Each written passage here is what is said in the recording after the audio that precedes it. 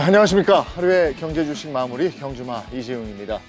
요즘 같은 때 가장 해서는 안 될 것, 일희 일비, 해야 될 것, 차분하게 기회를 기다리면서 분석하고 대비하는 것.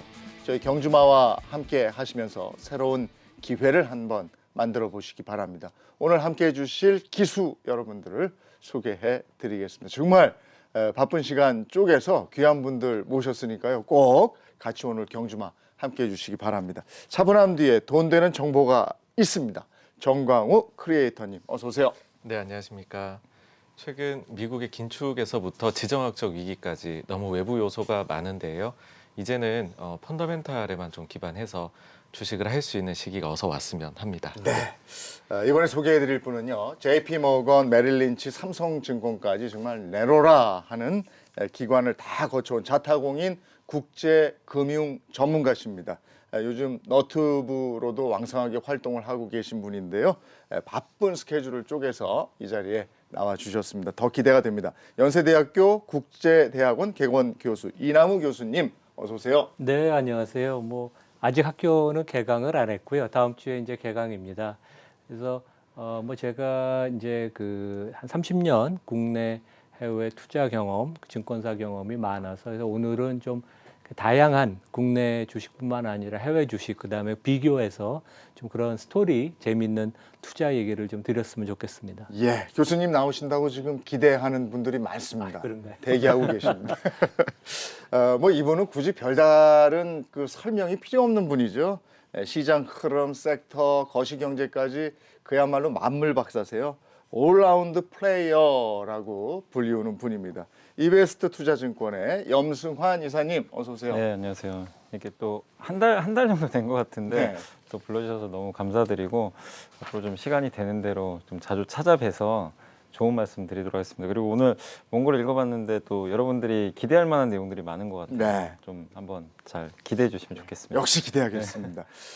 먼저 데일리 이슈부터 들어가겠습니다. 오늘 어떤 이슈가 있을까요? LG전자 얘기를 먼저 해야 되겠습니다. 휴대폰 사업에서 발을 뺐고 이제 태양광 패널 철수 얘기를 합니다. 이거 어떻게 봐야 됩니까? 사실 LG전자에서 태양광 패널 사업을 아직도 하고 있었느냐라고 생각하시는 분들도 많으실 것 같아요. 금액 자체는 사실 네. 크지가 않아서 이게 손익에 미칠 영향은 적겠지만 무엇보다도 이제 LG 그룹 전체에서 핵심 사업, 비핵심을 정리를 하고 핵심으로 넘어간다는 그런 전략적인 차원에서 아주 좋은 방향성이 아닌가 그렇게 생각을 합니다. LG전자에서 사업 부문을 하나씩 덜어낼 때마다 LG전자 주가가 조금씩 올라갑니다. 오늘도 조금 올랐어요. 예, 어떻게 보십니까? 그리고 저번에 스마트폰 사업부 이제 철수했죠. 예. 철수할 때 이제 사실 그건 좀 제가 알기로도 주주분들이 많이 원했던 것 같아요. 왜냐하면 이제 너무 적자를 심하게 보고 네. 있는데 사실 이제 LG 그룹에 좀 약간 미련일 수도 있죠. 왜냐하면 이제 핵심 사업부였기 때문에 사실은. 근데 그때 당시에도 이제 철수하면서 주가 반응이 굉장히 좋았고 네. 오늘은 사실 핵심 사업부는 아닙니다. 이게 태양광 사업부가 지금 보면 전체 매출에서도 차지하는 비중이 그렇게 높진 한 1.5%라고 지금 수치가 나와 있는데 굉장히 미미하고 1,000억 정도 지금 적자를 좀 보고 있다고 하더라고요. 그래서 손익에도 좀 기여하는 부분이 있는데 어쨌든 태양광 이 패널보다는 아까 말씀하신 대로 결국 신사업에 좀 집중하겠다. 그러니까 한마디로 지금 최근에 가장 주력으로 하고 있는 게 전장 부품 쪽. 아직은 적자지만 하반기에는 좀 흑자 전환할 거라는 그런 얘기가 나올 정도로 지금 어쨌든 자동차 부품 쪽에 대한 이제 투자들이 많이 있기 때문에 이쪽으로 좀 집중하려는 것 같고요. 그 다음에 요새 구광모 회장도 굉장히 로봇 쪽에 관심이 많더라고요. 로봇 회사도 지분 몇 개 갖고 있는 걸로 알고 있는데 아무튼 로봇 쪽하고 그리고 역시 그 가장 캐시카우죠. 가전 쪽. 네. 네, 가전은 작년에 월프를 제치고 세계에서 가장 돈 많이 번 가전 회사가 됐더라고요. 그러니까 어쨌든 LG전자의 포트폴리오 이제 완성은 됐는데 중요한 건 가전 말고 나머지 사업에서 언제 돈을 벌 거냐. 주주들은 이제 이거를 좀 기대하고 있는 것 같은데 네. 그거는 아마 올해 하반기가 되지 않을까 증권가에선 좀 예측을 하고 있습니다. 이렇게 기업이 어떤 사업 부문을 확장하는 것과 어떤 사업 부분을 덜어내는 것에 대한 결정 이건 만만치 않죠.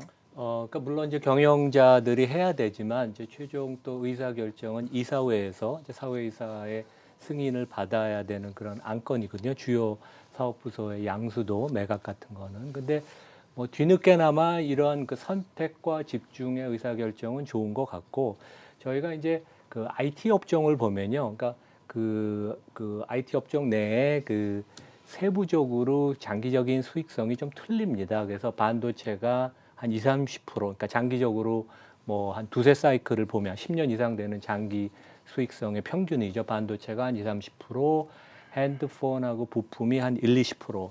그다음에 이제 가전이 제일 낮습니다. 7에서 한 12%고 아까 우리 영 비사님 얘기하신 것처럼 이제 LG가 아직까지는 수익성이 좀 낮거든요. 그래서 지금 뭐 영업이익률이 제가 알기로 한 5, 6%인데 이것을 결국 올리려면 그다음에 이제 그것을 올리면 현금 흐름이 캐시플로우가 생겨서 장기적으로 투자를 할 수 있죠. 그런 면에서 상당히 맞는 결정이고 지금 이제 R&D 투자 규모만 봐도 삼성전자의 한 10분의 1밖에 안 돼요. 그래서 돈이 안 되는 적자 사업부는 빨리 버리고 네. 현금 흐름을 만들고 그래서 이제 미래에 대한 투자를 해야지 영업이익률이 10% 넘어가는 회사로 되지. 지금 이제 가전 중엔 잘하지만 5, 6% 마진 갖고는 좋은 회사라고 할 수는 없죠. 그래서 뭐 근데 꼭 하여간 이번에 뭐 의사 결정의 방향은 잘했다고 뭐 칭찬을 하고 싶습니다. 네. 이거 하나만 더 알아보고 싶어요. 시장 참여자들, LG전자 주식 가지고 있는 분들도 상당히 많습니다. 근데 LG전자가 그동안 주식이 좀 무거웠어요. 이렇게 쭉 가다가 한번 팍 올랐는데 그 다음에 또 이렇게 쭉 가거든요. 어떻게 해야 됩니까? 그러니까 LG전자도 사실 한때 정말 가벼웠던 적이 있었죠. 작년 이맘때였던 것 같은데 그때 당시에 이제 LG전자도 뭐 애플카 이슈에 또 한번 예. 엮였었죠. 그래서 한번 주가가 거의 한 20만 원까지 한번 갔던 걸로 네. 제가 기억이 나는데 그 후로 이제 애플카 이슈도 좀 지지부진해지고 근데 어쨌든 이제 LG전자를 지금 이제 투자하신 분들 입장에서는 가전은 어쨌든 기본이에요. 가전은 어쨌든 돈을 지금 잘 벌고는 있기 때문에 가전에서도 만약에 이게 마이너스가 나기 시작하면 주가 못 버티겠죠. 그래서 올해 실적 전망치 대비해서 많은 애널리스트 분들이 여전히 싸다. PER 한 7배 뭐 이 정도 얘기하는 게 그게 결국 이제 가전의 수익성이고 근데 이거는 무조건 기본적으로 방어가 돼야 되고 근데 이거 가지고 주가를 올릴 수는 없어요. 가전은. 왜냐면 이제 또 사람들이 리오프닝 하게 되면 밖에 나가면 가전제품 수요는 일단 좀 꺾일 가능성이 분명히 있잖아요. 그러니까 모멘텀을 받을 수는 없기 때문에 결국 주가를 올리려면 방법은 전장 부품밖에 없다고 봐요. 근데 이 전장 부품 사업이 올해 상반기에 한번 작년만 해도 기대를 했는데 지금 모든 자동차 부품 회사들이 지금 다 곤욕을 치르는 게 지금 자동차 반도체가 없어가지고 네. 만들고 싶어도 못 만들어요. 그러니까 매출이 늘 수가 없는 구조잖아요.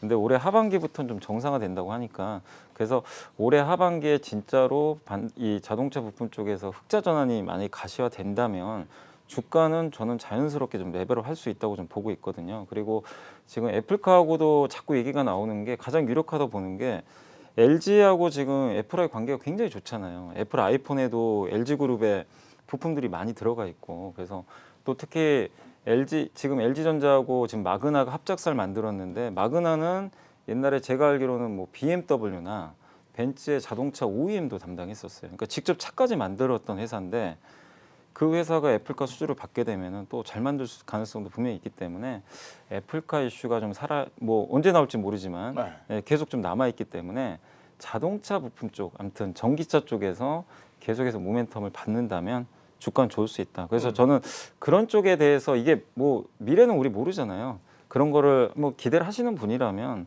한번 좀 장기 투자하는 것도 네. 저는 좀 괜찮다. 지금 좀 기다려볼 네. 만하다. 이 생각 네. 어떠세요? LG전자 계속 가져갈까요? 사실 이제 그 주가를 결정짓는 요인이라고 하면은 전장 쪽이라고 보고 있습니다.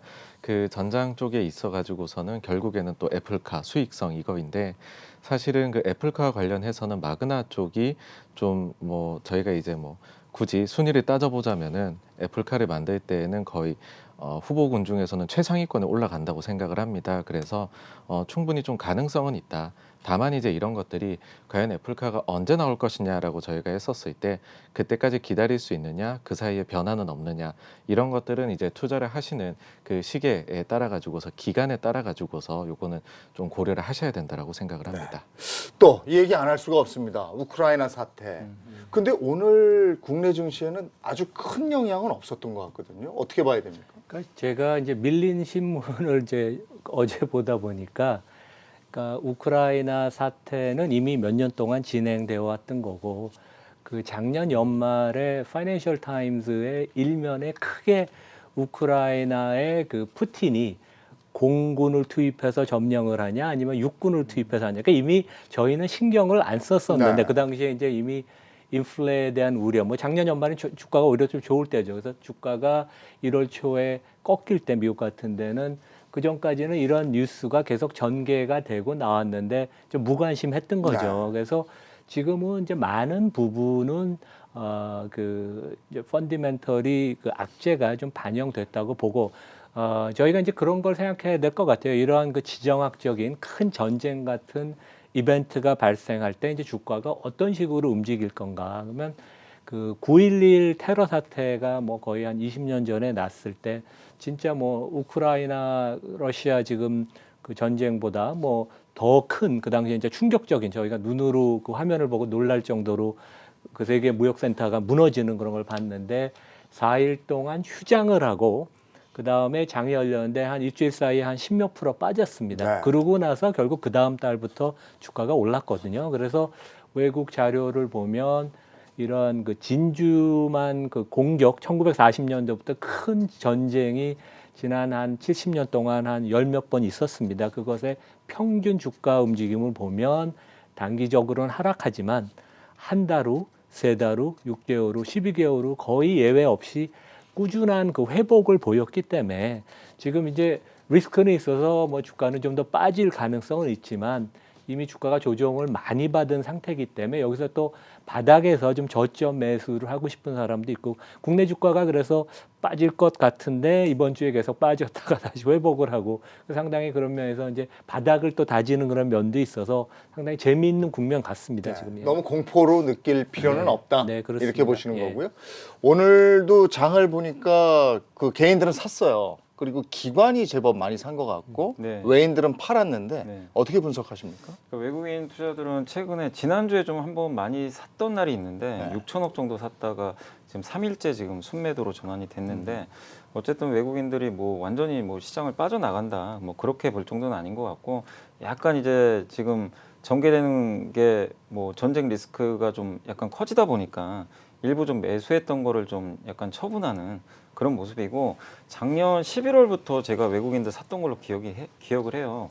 근데 외국인들이 작년 11월부터 12월도 샀고 1월, 2월까지 오는 과정, 1월엔 좀 약간 팔긴 했지만 전체적으로 샀던 규모를 보면은 일단은 2월 초까지 계산할 때 한 6조 원 정도 되거든요. 네. 그러니까 굉장히 많이 샀어요, 사실은. 11월부터. 그러니까 그 전까지는 집중적으로 매도를 했다가 삼성전자, 하이닉스 같은 이제 전기전자 중심으로 해가지고 굉장히 좀 공격적으로 좀 매수를 해줬거든요. 그래서 이 기조가 최근에도 보면 끝난 것 같지는 않습니다. 그래서 일시적으로 외국인들이야 뭐 약간 리스크 관리 차원에서 좀 팔기도 하겠지만 방향성 자체는 아직은 뭐 외국인들의 매수 기조가 이제 끝났습니다. 이렇게 보긴 좀 어렵고 다만 외국인들이 좀 그런 매매 많이 하더라고요. 선물 가지고 굉장히 좀 단기 매매를 많이 해요. 그러니까 뭔가 악재가 나오면 선물로 매도를 해가지고 증시를 좀 망가뜨리고 그러다가 갑자기 좀 분위기 바뀌면 또 매수해서 또 올려주고 이런 좀 단발성 플레이들을 굉장히 많이 하기 때문에 지금은 만약에 이제 매일매일 시장을 보시는 분이라면 뭐 트레이딩을 하시는 분이라면 외국인들 선물 옵션 좀 포지션을 보시면서 대응하는 게 맞는 것 같고 근데 뭐 내가 장기 투자한다 그러면 사실 뭐 그런 포지션 별 의미는 없어요. 네. 사실 어차피 단발성 매매이기 때문에 그래서 외국인들이 구조적으로 뭐 이렇게 떠나는 모습만 아니라면 저는 괜찮다고 보고 있고 그리고 최근에 어쨌든 모든 게 좀 불안한데 그래서 항상 우리가 쳐다보는 게 지수도 지수인데 원달러 환율 항상 보잖아요. 네. 환율이 어쨌든 한 달 내로 가장 지금 낮은 그 네. 환율까지 떨어졌어요. 그러니까 진짜로 리스크가 크면 환율이 계속 올라가야 되는데 그렇죠. 원달러 환율은 꺾이고 있습니다. 어쨌든 1190원 초반까지 이런 걸 봤을 때는 시장에서도 아 이제 전쟁이 나지는 않을 것 같다. 이런 식으로 좀 분위기는 좀 바뀌어가는 것 같아서 너무 좀 공포심을 가질 필요는 없는 것 같아요. 이 지표로 봤을 때는. 아, 원달러 환율은 어떻게 보세요? 참, 그 지금 한때는 또 1,200원 맞아요. 위로 간다 막 이랬다가 좀 진정이 되는 국면이고 이래서. 그러니까 단기적으로는 이제 자본 계정에서 외국인 주식 사고 파는 거가 많이 영향을 미치고 길게 보면 이제 우리나라의 펀디멘털하고 비교가 펀디멘털의 영향을 많이 받죠. 그래서 밖에서는 외국에서는 이제 한국하고 대만을 많이 비교하죠. 우리는 이제 대만을 좀 우습게 보는데 삼성전자랑 TSMC 비교해도 TSMC가 어떻게 보면 또 장점도 네. 많고 예. 한국하고 이제 대만 그 증시를 봐도 또 대만이 장점도 많은데 대만은 환율이 우리나라가 작년에 한 10% 이상 절하가 되는데 대만은 거의 절하가 안 됐습니다. 그래서 우리가 조금 그런 면에 있어서 경제 체질이 좀 약해진 게 아닌가. 근데 실제 환율이 절하가 되면 결국 멍드는 거는 우리 서민 내수고 수출업체들은 환율 그 절하 반사이익을 더 많이 얻거든요. 그건 또 어떻게 보면 정부나 그 정치인들이 원하는 방향은 아닐 텐데. 근데 하여간 지금 뭐 환율이 약한 거는 우리나라 펀디멘털이 좀 이렇게 약하다. 이제 그런 측면에서 이해를 해야 될 것 같습니다. 네. 아무래도 뭐 우크라이나 사태로 인한 리스크는 뭐 있는 거니까 그렇다면 우리 증시에서 피해를 줄 수 있는 섹터는 어떤 섹터들이 있는지 그거 한번 가볼까요?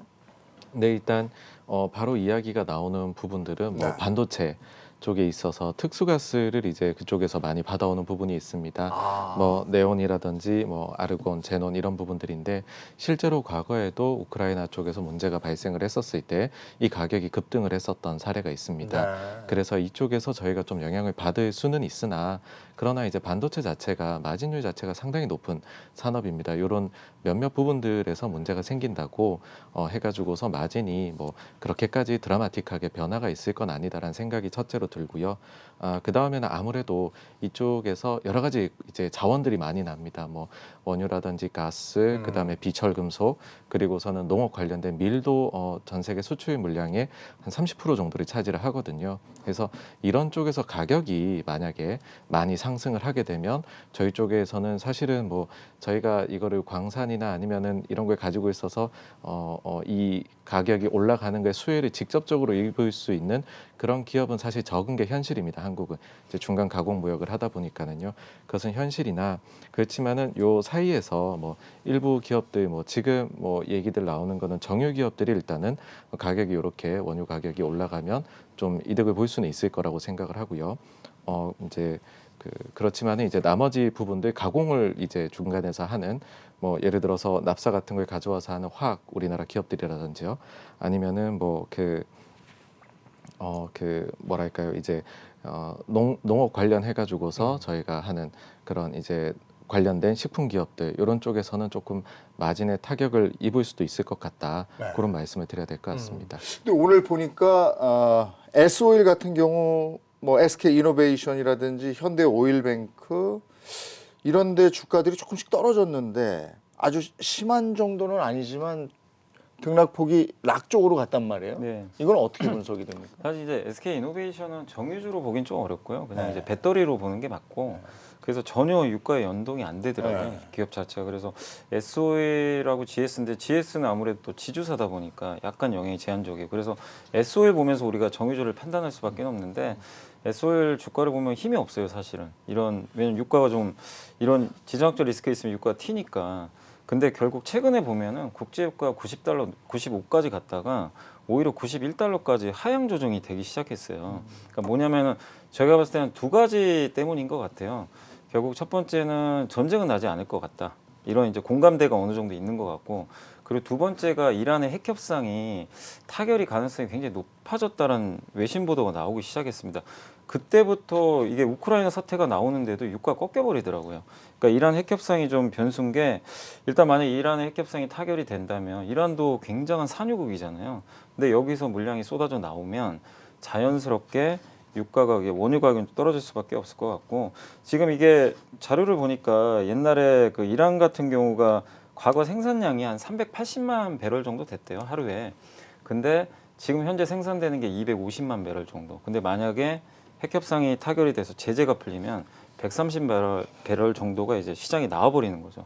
그러면 유가에 좀 영향을 줄 수가 있기 때문에 이런 것들 때문에 유가가 좀 지지부진하고 SOL도 좀 탄력을 못 받는 그런 모습인 것 같아요. 그러니까 변수가 하나 생겨버린 거죠. 네. 그래서 정유주들이 생각보다 좀 부진하다. 근데 다만 이 정유주를 이란 핵 협상되면 이러면 뭐 제 말씀드리면 좀 악재 같잖아요. 근데 이게 악재라고 보기는 좀 어려운 게, 옛날에 우리나라가 이란에서 원유를 많이 수입했어요. 또 이란산 원유가 품질이 괜찮아요.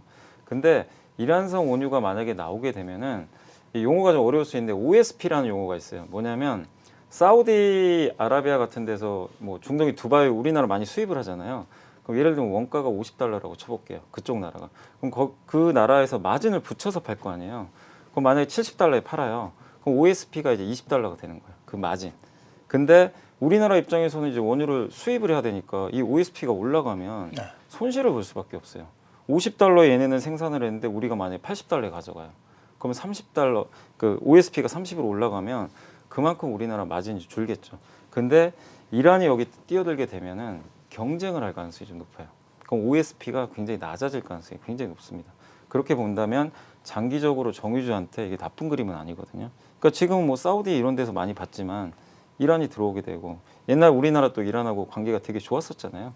그런 걸 본다면 정유주 마진에도 오히려 좋을 수도 있기 때문에 이걸 무조건 좀 부정적으로 볼 필요는 없다. 이렇게 좀 말씀드리고 근데 어쨌든 지금 전쟁 이슈 이런 때에 정유 화학 부분이라든지 뭐 이런 정제 네. 이런 쪽에 내가 투자를 하는 거는 조금 조심스럽죠. 지금 상황에선 사실은 뭐 어느 섹터나 어느 섹터. 그러니까 뭐 수혜주라고 보기가 좀 애매해요. 사실은 다 전쟁 나면은 알겠습니다. 근데 뭐 피해주도 뭐 많이 있다고는 하지만 네. 근데 유일한 수혜주는 하나 있는 것 같아요. 뭐요? 조선주. 조선. 그 조금 이따 저희가 네. 조선주하고 에너지주 얘기할 거거든요. 네네. 그때 또 한번 네네. 질문을 드려보도록 하겠고 지금은 궁금한 게 뭐냐면 이제 그 기름값 얘기 나왔으니까 국제유가 얘기 나왔으니까 100달러 넘겠다 뭐 이런 예측들 많이 하지 않습니까? 전쟁 이슈도 있고 그럼 미국의 셰일가스가 등장하더라고요. 전에도 보니까 그렇게 되는 겁니까?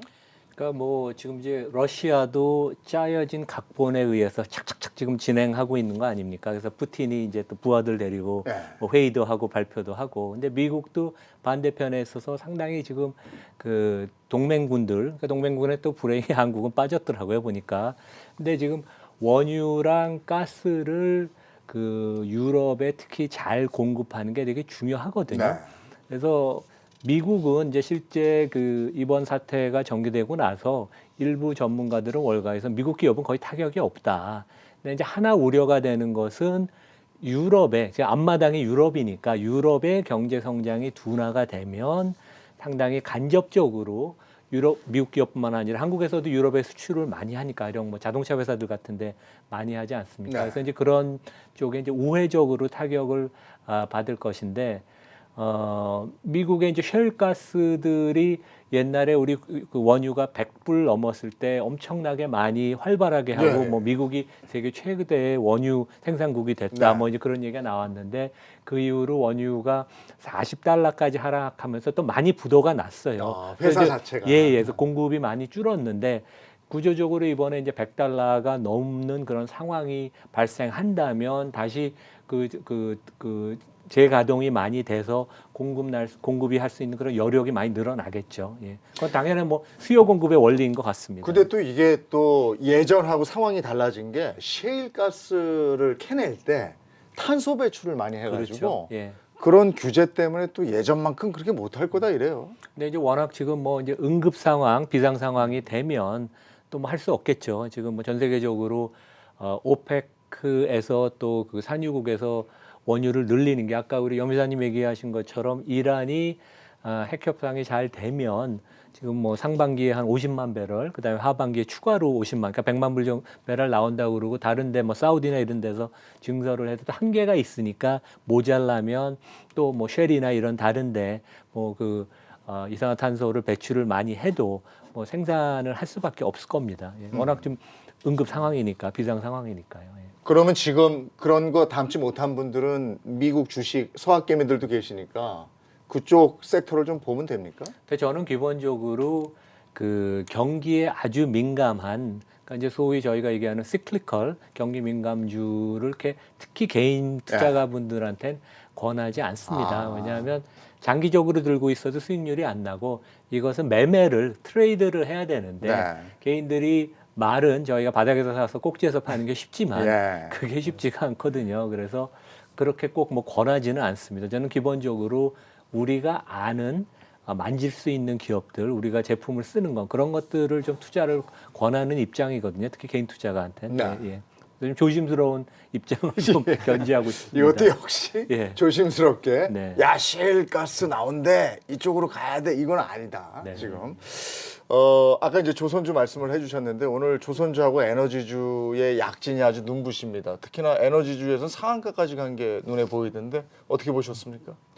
사실 이제 이렇게 좀 변동성이 있게 되면 이쪽에서 무언가 또 수익을 내기 위한 적극적인 노력들이 나옵니다. 그래서 테마들을 만들어 내시는 것 같아요. 이게 실체가 있느냐 없느냐를 떠나가지고서요. 근데 방금 전에 말씀을 해주신 대로 조선주의 경우에는 만약에 이게 구조적인 에너지원의 다각화라는 측면에서 유럽 쪽에서 변화를 꾀한다라고 했었을 때는 이게 뭐 하루 이틀의 이런 상승이나 이런 것이 아니라 정말로 좀 긴 그림에서 긴 시계로서 할 수 있는 부분이다 그렇게 생각을 합니다.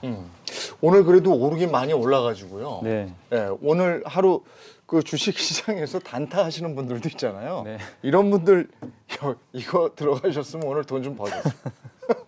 많이 버셨겠죠. 오늘 뭐 사실 이제 그 조선주하고 뭐 이런 이제 뭐 가스주, 뭐 석유주들이 뭐 많이 갔는데 근데 실제적으로 뭐 조선주는 오늘 보면 오른 기업 중에 가장 눈에 띄는 게 아마 대우조선해양이 네. 눈에 띄었어요. 20%가 넘게 예. 올랐어요.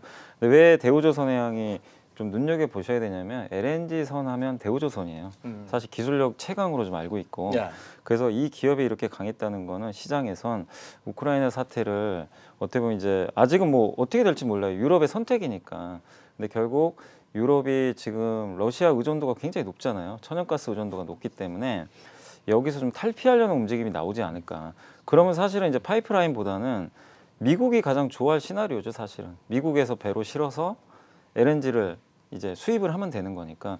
그리고 이란도 만약에 뛰어들 이란도 천연가스가 많이 나오는 나라로 알고 있는데 이란에서 수입을 해도 되고 카타르에도 LNG 플랜트가 있고 수입처가 이제 다변화할 수 있는데 근데 그동안 비용 부담이 있잖아요. LNG로 하면 비용이 너무 많이 들어가니까 배로 날라야 되니까 그래서 파이프라인을 썼는데 이런 구도가 지금 이제 러시아 때문에 틀어질 가능성이 높아진 거죠. 근데 이거는 한국의 LNG 선사들한테 뭐 너무나 좋을 수밖에 없는 그림이죠. 네. LNG 선 수요가 늘어날 수밖에 없기 때문에 그래서 이게 뭐 앞으로 어떻게 될지는 우린 모르지만 대우조선의 해양의 주가 급등은 결국 그런 부분들을 염두에 둔 것 같고 그리고 저는 조선주들을 사실 뭐 이런 모멘텀 아니더라도 충분히 매력 있다고 생각하는 게 이런 쪽이 아니더라도 그 전부터 작년부터 보면요 해운사들이 돈을 정말 많이 벌었어요. 돈을 많이 벌면 이제 아까 시크릿 걸 얘기하셨지만 네. 시크릿 걸 투자가 어려운 게 일단 돈을 많이 벌면은 투자를 많이 해요. 그럼 그 다음에 공급강이 발생해요. 이게 항상 사이클이 반복되니까 그래서 좋을 때 하지 말라는 게 이제 그 이유인데 해운사들이 돈을 정말 많이 벌었거든요. 지금 HMM이 7조를 벌어버렸잖아요. 네. 9년치 이익을 한 번에 벌었다고 하는데 그럼 뭐를 하겠습니까? 배가 아직도 부족해요. 결국 배를 채워 넣거든요.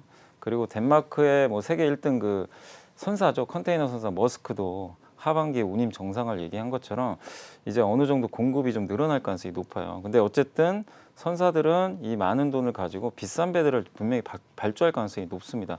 그래서 작년에 컨테이너선 발주가 되게 많았어요. 사실 LNG선도 지금 발주가 늘어나고 있고 올해는 아마 탱커선이 좀 늘지 않을까 이렇게 되고 있기 때문에 해운사들이 돈을 많이 벌었다는 건 그 다음은 조선 쪽으로 넘어오는 거예요. 이 발주들이 늘어나니까. 그래서 꼭 이런 이슈가 아니더라도 조선주한테는 좋은 그림들이 앞으로 나올 수 있는데 이것까지 더해지면 굉장히 이제 파괴력이 생겨버리는 거죠. 근데 조선주는 정말 주가가 안 갔습니다. 네. 오늘 간 거지 아니, 정말 근데 이제 반년 내내 빠졌어요. 개인 투자자들 입장에서는요. 네. 이렇게 오늘 뭐 대우조선해양이 21.9%가 올랐다 이러. 아유 저걸 내가 샀어야 되는데 저거 내일이라도 저거 사야 되는 거야? 막 이런 얘기를 하거든요. 어떻게 보십니까? 근데 뭐 지금 이제 굳이 그 시클리컬을 매매하고 싶으면 네. 해운 업종보다는 조선주를 사는 게 좋겠죠. 이제 해운 업종이 아까 우리 영 기사님 얘기하신 덴마크의 머스크, 그다음에 대만의 그 양민이라고 있어요. 우리나라 한진해운 한 3배쯤 되는데 거기에 HMM이 공교롭게 다 퍼가 3배입니다. 네. 그러니까 누가 뭐라고 시킨 것도 네. 아닌데 퍼가 3인데 그만큼 이제 이익의 정점에 왔다는 얘기고 앞으로 이게 어떻게 어떤 방식으로 감익할지 모르겠지만 이제 그런 거거든요. 그래서 지금 뭐 잘 설명해 주신 것처럼 이제 고객사가 돈을 많이 벌면 HMM이 7조 벌고 머스크가 한 25조 원쯤 번 것 같아요. 거기 시가총액이 한 70, 80조 되거든요.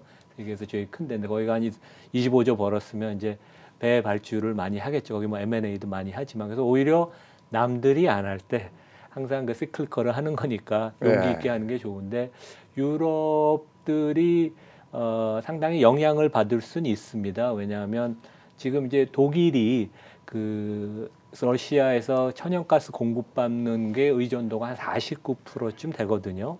근데 이번에 용기 있게 말뚝을 러시아가 그 돈바스에 가서 박으니까 독일이 신규 파이프 프로젝트 하는 거 우리 중단시킨다. 그래서 상당히 찬사를 받았죠. 그런데 유럽에서는 독일이 49% 의존을 하고 이태리가 한 45%, 그다음에 스페인도 많이 하고 그 대신 영국은 의존을 안 해요. 자기네 가스도 있고 그다음에 노르웨이에서 수입을 하나. 그래갖고 제 생각에는 그러니까 미국이 요즘 카타르를 많이 미는 것 같습니다. 네. 되게 그래서 카타르는 저희도 많이 수입을 하고 그래서 카타르를 이렇게 끌어들여서 공급을 해라. 근데 이제 카타르는 우리가 그러면 우리랑 장기 계약을 하자. 그래서 이제 뭐 10년, 20년 장기 계약을 원해서 그런 것들이 어떻게 되느냐에 따라서 조선주에는 이제 이벤트들, 뉴스들이 좀 나올 수 있을 것 같습니다. 에너지주도 오늘 많이 올랐어요. 중앙 에너스비 여기 보니까 18.28%가 올랐다 이렇게 돼 있고 한국석유도 13.75%예요. 그래서 아까도 제가 말씀드렸지만 개인 투자자들은 아이고 내가 저거 샀어야 되는데 어떻게 보십니까? 네, 사실 이제 그 일반론적으로 말씀을 드릴 때 급등하는 주식을 따라 사서 네. 개인 투자자분들이 좋은 수익 내시기는 좀 어렵다 그렇게 말씀드리고 싶어요. 특히나 이게 저희가 상하한가 제도가 뭐 30%로 확대가 된 이후에는 네. 더더욱이나 이제 급등하는 주식들 그게 좀 에너지가 짧게 응축돼 가지고서 단기간에 나타나고 소멸되는 경우가 많습니다. 네. 그래서 이런 건 오히려 좀 조심을 하시는 것이 낫지 않을까 생각을 합니다. 조심하라고 얘기를 하지만 그래도 이렇게 자꾸 보다 보면 야 이렇게 올랐어. 근데 보니까 전쟁 이슈는 아직도 살아있대. 그러니까 이게 더 오를 수도 있을 것 같아. 이런 심리는 아니 사람이니까 어쩔 수 없는 거잖아요. 그거는 당연한 네. 거예요. 뭐 네. 당연히 오늘 그 사실 대우조선도 20% 올랐으니까 네. 분명히 이 조선업종을 살려고 하는 분들은 많았을 거예요. 왜냐하면 언론에서도 그 뉴스도 그렇고 한 달 전부터 계속 조선주 얘기가 많이 나왔어요. 이런 시나리오는 계속 알려져 있었어요. 새로운 게 아니에요. 근데 주가가 전혀 안 갔거든요. 그러니까 사람들이 이거 뭐지? 이거 분명히 괜찮을 것 같은데. 그래서 이제 안 가니까 에이 아닌가 보다 하고 이거 중간에 판 분들도 네, 있을 있을 거예요. 거예요. 이거 될 줄 알고 샀는데 근데 이렇게 갑자기 느닷없이 러시아 제재가 결정되자마자 하루에 그냥 이게 튀었잖아요. 그만큼 주식이라는 게 어려운 거예요. 언제 갈지 누구도 모르고 그걸 맞출 수 있는 사람은 저는 없다고 생각을 합니다. 그래서 투자하실 때 항상 내가 어떤 아이디어를 얻었을 때는 그게 맞다고 아니 틀려도 뭐 주식이라는 게 틀릴 수도 있는 거니까 내가 그걸 확신을 한다면 분할로 조금씩 접근해보는 건 좋을 것 같아요. 미리 뭐 선침해한다 그러잖아요. 그게 근데 내 아이디어랑 반대로 갔을 땐 그냥 과감하게 손절매를 하시고 근데 만약에 조선주를 한 달 전부터 그런 마인드로 분할하셨던 분이면 오늘 너무 기분이 좋을 거예요. 그냥 한 달치만이 아니라 이런 안 좋은 장에서 엄청난 수익이 나버린 거잖아요. 그래서 2배 이상의 보상을 받는 건데 그런 식으로 투자를 하시는 건 저는 괜찮다고 보는데 이게 이제 올라갔으니까 또 이제 내일이라도 한번 들어가 볼까 막 이런 분들도 계실 거란 말이에요. 근데 그거는 또 이미 늦은 상황일 수 있기 때문에 항상 좀 선제적으로 대응하는 게 맞다고 저는 생각을 합니다. 그러니까 저희 이제 방송하는 사람들 입장에서는 시청률 얘기를 그렇게 해요. 시청률하고 돈은 쫓아가면 도망가고 어디 하나 진득하니 이렇게 진을 치고 있다 보면 여기에 이렇게 들어온다. 그러면 그때 같이 가면 된다 이러는데 주식도 저희가 시청률 분석하는 거하고 좀 비슷한 게 있는 것 같더라고요. 너무 좋은 비유인데. 원래 그 네.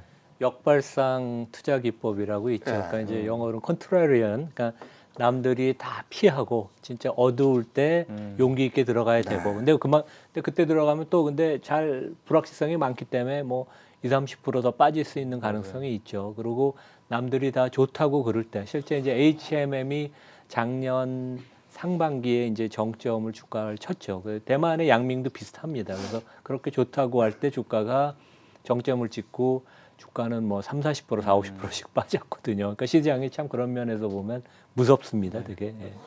지금 오늘 한국은행이 발표한 자료가 하나 있는데요. 2021년 국제 투자 대조표라는 건데, 아이고 서학개미들이 많이 샀어요. 예. 네, 맞습니다. 지금 저점 매수 기회라고 보는 건가요? 뭐 이제 사실 이제 동학개미 운동부터 시작해서 작년부터요. 투자에 대한 저변, 관심이 굉장히 넓어지신 것 같아요.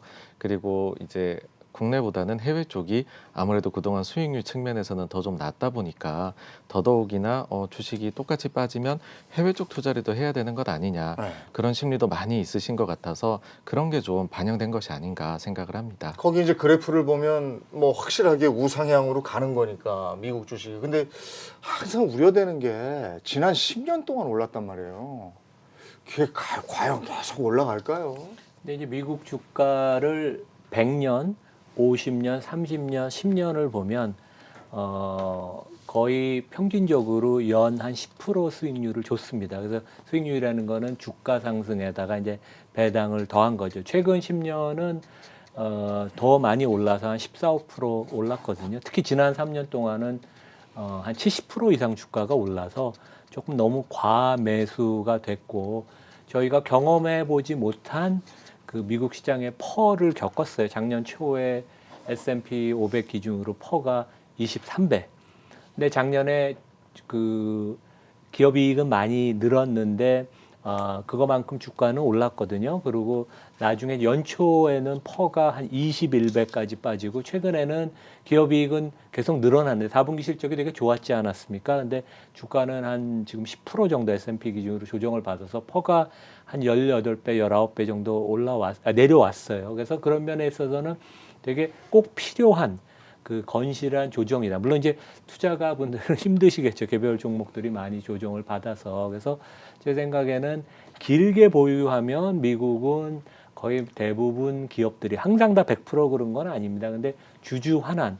그러니까 이제 투자가가 이 회사의 주인이라고 그걸 확실하게 인식을 해서 돈을 뭐 배당이든 자사주 매입 소각이든 그런 방법으로 주주한테 돌려주니까 그런 면에 있어서는 길게 투자를 하고 기다리면 특히 좋은 회사를 사면 뭐 좀 틀림없다. 이제 그런 그 뭐 저희가 경험을 할 수 있죠. 근데 이제 투자라는 게 그 또 편식을 하면 안 됩니다. 네. 미국이 좋다고 다 미국에 올인하면 안 되거든요. 왜냐하면 우리가 애플을 많이 안다 그래도 애플하는 것보다 삼성그룹, 삼성전자를 더 많이 알지 않습니까? 그러니까 네. 여러 가지 불리한 면이 많거든요. 해외 투자가. 이번에 이제 뭐 멀쩡한 기업들이 실적이 좀 안 좋다고 주가가 20, 30%씩 빠지는 걸 하루에 저희가 경험을 했으니까 그래서 해외 투자도 하고 국내 투자도 해서 이렇게 같이 분산을 해서 길게 가는 게 가장 좋다고 저는 생각을 합니다.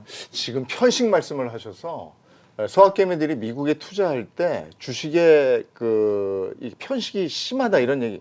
왜냐하면 빅테크 기업에 그렇게 네. 투자들을 하잖아요. 그러니까 거기 뭐 그걸 또 잘 아니까요. 네. 또 언론 매체에서도 많이 다루기도 하고 익숙하고 뭐 사실 애플은 그래도 뭐 많이들 아시고 뭐 페이스북 다 아는 기업 또 작년에 새로웠던 기업이죠. 로블록스도 이제 네, 모르시는 분이 로블록스. 없잖아요. 그러니까 워낙 많이 다루니까 또 작년 로블록스는 정말 이제 엄청난 기업이 될 거라는 또 많은 사람들이 환상이 있었는데 이게 시장이 또 색깔이 바뀌니까 정말 냉정한 것 같아요. 숫자가 안 나오니까 주가 좀 부러졌는데 어쨌든 사실 이제 교수님 말씀에 전적으로 동감하는 게 뭐 미국이다 한국이다 꼭 그런 구분보다도 중요한 거는 내가 알고 투자해야 되는 거거든요. 기업에 투자할 때는. 그러니까 미국 기업 투자가 저는 그러니까 미국 주식을 되게 쉽게 생각하시는 분들이 계세요. 보면 주변에도.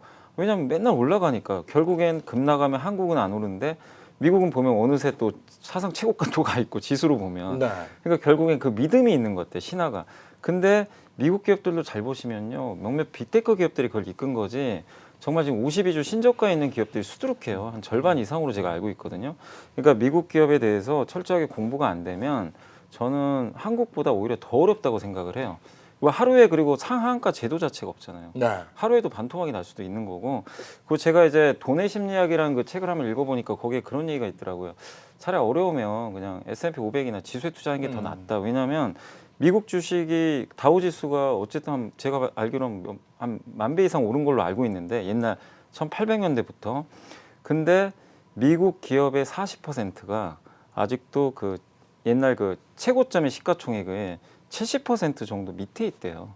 그러니까 무슨 얘기냐면 지수가 아무리 올라도 내가 미국 주식이 그러니까 미국 S&P 500가 또 사상 최고치를 쳐도 나는 여전히 손해를 크게 볼 수도 있다는 얘기예요.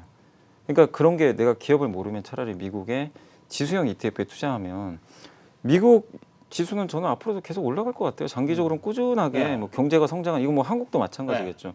근데 지수 오르면 내가 어쨌든 지수 오르는 만큼의 수익은 나지만 아무리 지수가 올라도 내가 잘못된 기업에 투자하면 아, 그렇죠. 복구 자체가 안 돼요. 네. 근데 미국은 정보가 더 없잖아요. 그래서 저는 미국을 투자한다면 정말 내가 잘하는 기업 아닌 이상은 네. 차라리 그냥 ETF 쪽에 투자를 하는 게 네. 지수형 ETF. 근데 2배, 3배짜리는 좀 하지 마시고 그거 이번에 뉴스 보니까 이번에 그 TQQ인가요? 뭐 3배짜리인가? 엄청나게 좀 네. 물려 있다는 또 얘기도 들어서 좀 아니 그런 지금 건좀 저 걱정돼요. 거의 반토막 난 것들이 로블록스하고 메타 그렇잖아요. 네, 맞습니다. 근데 이런 거 쥐고 있는 분들 많거든요. 다시 기회가 올까요?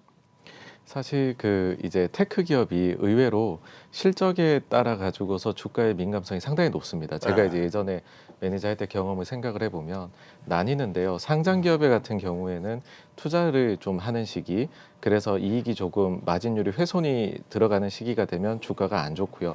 반대로 이게 만약에 비상장 기업이 이렇게 했다라고 하면 오히려 기업 가치를 높이는 행동을 하고 있다고 해서 좀 높여주는 그런 게 있더라고요. 그래서 메타나 이런 부분들은 아무래도 실적 측면에서 사실 이게 애플 때문에 그 프라이버시 정책 변경이 좀 영향을 작년 하반기부터 미치고 있는데 올해는 상반기부터 또 구글에서도 또 마찬가지로 실행을 합니다. 물론 좀 방식이 다르긴 하지만 그래서 그 부분까지도 일단은 좀 확인을 저희가 해야지 투자자로서는 조금 안전판이 마련되지 않을까 생각을 합니다. 근데 같이 들어가도 그거를 그렇게 이제 나올 때 잘 나와야지. 그 제 후배 한 명은 테슬라를 사가지고요. 재미를 많이 봤어요. 네, 네. 일찍 근데 들어가서. 작년 말에 어. 그 전세값을 올려달라고 그래가지고 할 수 없이 테슬라 더 갈 텐데 이러면서 테슬라를 팔았어요. 그래서 전세값을 그걸로 충당을 했어요. 그때부터 이렇게 가는 거예요. 반면에 또 다른 친구는 계속 쥐고 있었어요. 그랬더니 지금은 뭐 그냥 산 가격처럼 됐어요. 무조건 장기 투자라고 다 되는 건 아니더란 말이죠. 근데 뭐 장기 투자에 우리가 그 시계열을 네. 어떻게 얘기하느냐. 근데 저는 투자는 기본적으로 2, 3년, 5년은 봐야 된다고 그러고 장기 투자는 저는 10년이라고 생각을 합니다. 그래서 제가 투자를 이제 책 쓸 때도 그렇고 제가 이제 투자를 얘기할 때는 기본적으로 그 회사 주가의 과거 10년 동안 주가 그 연평균 수익률을 항상 계산합니다. 왜냐하면 기본적으로 공부 잘한 학생이 다음 중간고사, 학기말고사 때 잘 볼 가능성이 높거든요. 물론 과거가 미래를 보장하진 않지만 그래서 과거의 주가 5년, 10년을 연평균 따져봐서 이게 상당히 우수하면 기본적으로 비즈니스 모델이 좋고 수익성이 뛰어나고 회사 경영진이나 거버넌스가 좋은 회사거든요. 물론 앞으로 미래에 이제 다른 환경이 벌어질 수도 있지만 그래서 지금 말씀하신 뭐 테슬라 같은 데는 과거 5년, 10년도 되게 좋았고 앞으로도 과거보다는 성장률이 둔화가 되겠죠. 이미 시총이 뭐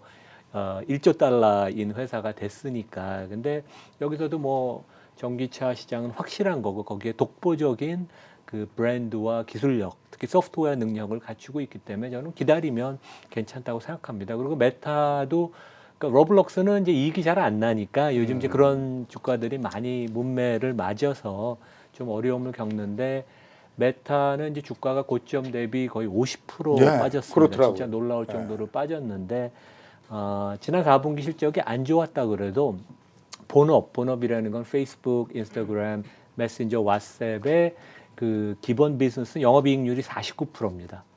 그러니까 그러니까 마이크로소프트만큼 이익이 많이 나거든요. 예.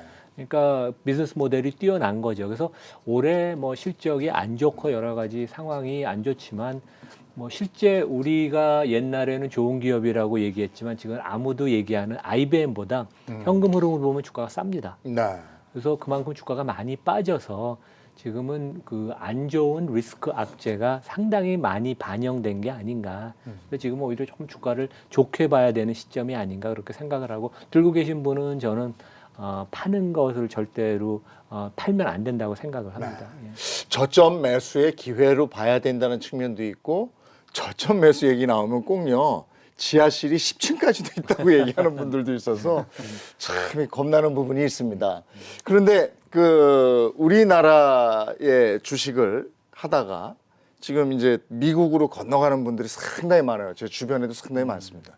이게 코리아 디스카운트의 영향이다 이렇게 보는 시각도 있거든요. 네. 그게 맞는 분석이라고 생각하십니까? 그게 좀 많아요. 요즘에는. 그러니까 지금 우리 한국에서 떠나시는 분들 중에 물론 작년에 이제 성과가 안 좋았잖아요. 한국 시장은 지난해 하반기에 한 10% 빠졌는데 그때 미국 S&P 500 지수는 계속 오르고 있었기 때문에 이 격차가 한 20% 벌어졌거든요. 실제로는. 그래서 그 수익률에 대한 실망도 있었고 근데 또 그 근본 배경에는 어쨌든 이제 우리나라에 좀 약간 그 잘못된 지배구조 이슈, 네. 거버넌스 이슈가 좀 네. 있었죠. 뭐 물적 분할이라든가 특히 LG와 LG 에너지 솔루션 이 상장을 보면서 이제 많은 분들이 그걸 느낀 것 같아요. 아 저렇게 물적 분할해서 상장했을 때 모회사 주주가 얼마만큼의 피해를 보는지 이제 극명하게 지금 나왔잖아요. LG화학 주가를 보면 네. 그렇기 때문에 그런 것들에 대한 이제 실망감 또 거기다가 지금 뭐 거버넌스 이슈도 있지만 또 도덕적 해이 문제도 좀 일부 있었던 것 같아요. 뭐냐면은 오스테 임플란트 횡령 사건, 또 에코프로비엠에 아직 뭐 결론이 난 건 아니지만 내부자 거래 이슈, 또 얼마 전에 개항정기인가요? 거기도 네, 이제 네. 직원의 사실 이걸 뭐 우리가 알 수 있는 건 아닌데 우리가 흔히 말하는 업력도 오래되고 굉장히 우량한 기업으로 알고 있던 기업들의 충격적인 이런 도덕적 해이, 또 카카오 카카오페이 대표의 스톡 옵션 먹튀 사건도 좀 있었고 굉장히 충격적이었죠. 사실 뭐 상장하자마자 그것도 정말 마치 계획한 듯이 8명이 동시에 그냥 그 자기 스톡 옵션을 팔아버렸으니까 주주들이나 거기 직원들의 분노가 엄청나게 컸거든요. 근데 이런 것들이 결국 이제 그 투자들의 어떤 신뢰를 잃게 만들었고 또 거기다가 배당 성향도 어쨌든 낮잖아요. 좀 올라갔다고는 네. 하지만 우리나라 지금 한 26% 정도 되는 것 같긴 한데 뭐 대만보다도 한참 밑에 있는 것 같고 그리고 어제인가요? 삼성화재 주가가 급락을 했어요. 그 이유가 뭐냐면 그러니까 약속을 안 지킨다는 거예요. 뭐냐면 2019년에 IR을 할 때 배당 성향 50% 이상으로 계속 늘리도록 하겠습니다. 얘기를 했어요. 아예 얘기를 안 했으면 모르는데 네. 근데 배당 성향이 이번에 발표를 했는데 더 낮아진 거예요. 한 45% 밑으로. 그럼 뭐냐면 이거 금액 자체는 돈을 많이 벌었으니까 더 줄 수는 있는데 시장에 신뢰가 있잖아요. 배당 성향 50% 주기로 했으면 그걸 지켜줘야죠. 그 근처라도. 근데 오히려 더 떨어지고 있으니까 이제 사람들이 회사 말도 못 믿겠다. 이런데 무슨 장기 투자를 하느냐. 그러니까 이런 것들은 기업 스스로가 좀 자초한 건데 이런 것들이 계속 나온다면 투자들은 당연히 한국에서 미국으로 갈 수밖에 없는 네. 상황으로 좀 계속 가고 있는 것 같아요. 그리고 대선 토론에서 증권거래세, 주식 양도세 얘기 나오잖아요. 이게 미치는 영향은 뭘까요? 사실 이제 한국에서는 거래세에서 이제 양도세로 넘어가자라고 이야기를 하고 있는데 해외 쪽에서는 이제 대부분이 좀 양도세 중심으로 구성이 되어 있습니다. 그래서 어떻게 보면은 우리도 이익이 난 곳에 세금이 이제 매겨진다 이 원칙에 따라서 가는 부분이기는 한데요. 지금 제가 생각했었을 때에는 이 제도를 도입함에 있어 가지고서는 아직까지 좀 세부적인 측면에서는 투자자한테 불리한 측면이 있지 않나. 뭐 가령 예를 들면은 손실의 결손에 대해서 보장해주는 기간 저희는 이제 5년으로 얘기돼 있어서 좀 짧은 편이고요. 그 다음에는 이제 아무래도 이제 여기에 대해 가지고서 5년 잠시만요. 죄송합니다. 네, 손실에 대해 가지고서 이제 하는 부분이 짧고 그다음에 6개월입니다. 네. 예, 죄송합니다. 이게 그래서 그 복리 효과를 누리기가 어렵다 그런 얘기들을 하세요. 그래서 6개월마다 그것도 원천징수로 가져가는 부분, 네. 이 부분은 조금 고쳐져야 되지 않나 그렇게 생각을 합니다. 외국에서 뭐 특히 뭐 미국에서 우리 대한민국의 주식 시장을 바라보는 시각은 어떻습니까? 그러니까 세계적으로 아주 최고의 경쟁력을 갖춘 기업도 많다. 네. 이제 그거는 이제 회사의 비즈니스에 관한 거지만 안타깝게 거버넌스는 아직까지 후행적인 그런 거버넌스가 많고 소수주주의 권리를 무시하기 때문에 주가가 저평가됐는데 그런 면에 있어서는 적정하게 평가됐다고 봅니다. 그래서 한 예가 카카오페이 그 먹튀 사건 같은 건 네. 거의 뭐 범죄 수준이죠. 네. 진짜 범죄 수준이고 LG화학도 이런 것을 생각할 수는 있었습니다. 그러니까 이제 LG 에너지 솔루션을 분사하면서 그래서 비슷한 경우가 얼마 전에 미국에서 AT&T, 한국으로 치면 네. 뭐 SKT, KT 같은 통신사가 미디어 자산을 갖고 있는데 그것을 결국 분사시켜서 한국하고 비슷한 과정을 겪는데 AT&T 주주한테 그 워너미디어라는 자회사 주식을 나눠줬어요. 그러니까 우리는 그렇게 하면 되거든요. 왜 LG화학이 그렇게 안 했는지. 근데 변호사들 얘기 들으면 정관만 바꾸면 된다고 그럽니다. 뭐 제가 법률 전문가는 아니어서 잘 모르겠지만 그래서 진짜 소수주주들한테 다양한 그러니까 대주주 입장만 생각하지 말고 소수주주에 대해서 피해를 보지 않게 똑같은 잣대로 우린 같은 배를 탔으니까 네. 그런 식으로 생각을 하는 그런 배려가 진짜 중요한데 그게 없다면 계속 대주주와 소수주는 따로 가는 그런 길을 걸을 거고 그거는 우리나라 자본시장 발전을 위해서 상당히 좋지가 않습니다. 네. 시간 관계상 짧게 한마디만 들을게요. 이런 변동성이 강한 장세에서 개인 투자자들 어떻게 해야 됩니까? 간단하게만. 사실 뭐 이게 누구도 예측 안 합니다. 그래서 뭐 이게 지금 지수 맞추기 게임은 하지 마시고 그거 아무도 의미가 없는 거고 지금 분명한 건 저는 그렇게 봐요. 그냥 장기 투자 관점에서 보면 지수 2,700은 비싸다고 보진 않거든요. 굉장히 그리고 찾아보시면 저렴한 기업들이 진짜 널려 있어요. 근데 선택을 지금 못 받고 있는 거죠. 시장이 안 좋으니까. 그래서 그런 기업들 그냥 우크라이나 이슈에 그냥 신경 쓰지 마시고 올해 하반기까지 한번 염두에 두시면서 네. 저는 좀 모아가자. 뭐 타이밍 못 맞추니까 분할로 싸고 좋고 저평가된 그리고 올해는 작년에 성과 낸 기업보다는 작년에 부진했던 기업에서 저는 한번 찾아보시면 좋을 것 같아요. 역발상으로 그걸 좀 말씀드리고 싶습니다. 한 말씀 해주세요. 그러니까 뭐 역사적인 기준으로 보면 지수 2,700이면 상당히 저평가돼 있습니다. 외국인들도 최근에 사는 게 한국 주식이 너무 싸다, 가치주다, 세계에서 가장 싼 가치주다 네. 그렇게 생각을 하거든요. 그런 면에 있어서는 우리 염사님 얘기한 것처럼 사고 단말기 끄고 보지 않고 가만히 6개월, 12개월 기다리시면 네. 오히려 좀 좋지 않을까 생각을 합니다. 알겠습니다. 변동성이 강한 장세에 들어와 있습니다. 가장 중요한 게 멘탈 관리가 되겠죠. 요동치는 변동 장세에 저희 경주마와 함께 하시면서 처음에 말씀드렸듯이 새로운 기회를 한번 잡아보시기 바랍니다. 내일 뵙겠습니다. 고맙습니다.